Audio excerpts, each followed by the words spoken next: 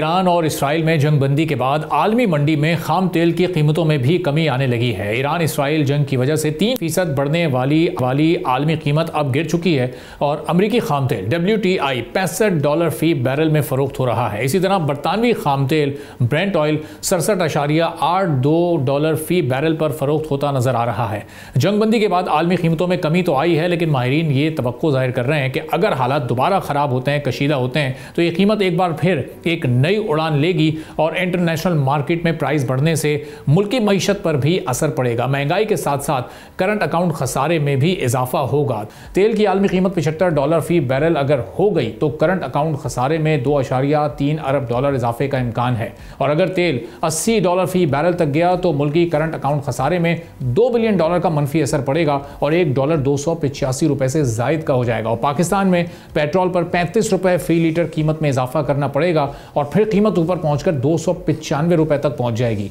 आलमी तौर पर तेल की कीमत $85 फी बैरल तक गई तो मुल्की करंट अकाउंट खसारे पर $3.1 अरब का मनफी असर होगा और $1 287 से जायद में मिलेगा। और फिर पेट्रोल की कीमत बढ़कर ₹55 उसमें इजाफा करना पड़ेगा और ये $315 तक जा सकती है। इसी तरह अगर तेल $90 फी बैरल होने पर करंट अकाउंट खसारे में $3.49 अरब का इजाफा हो सकता है और $1 की कीमत ₹288 तक पहुंच सकती है। पेट्रोल की मुल्की कीमतों में ₹90 फी लीटर इजाफा करना पड़ेगा और फिर यह कीमत ₹350 फी लीटर हो जाएगी।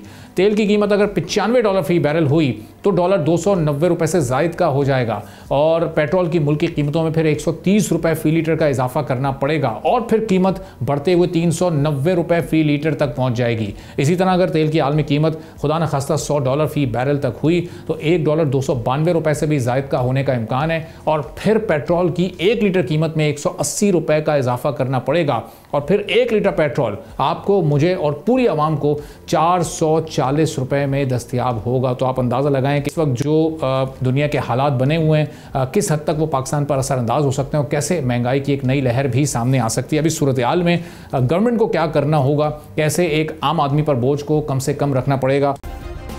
सब्सक्राइब करें और बेल दबाएं ताकि कोई खबर रह न जाए।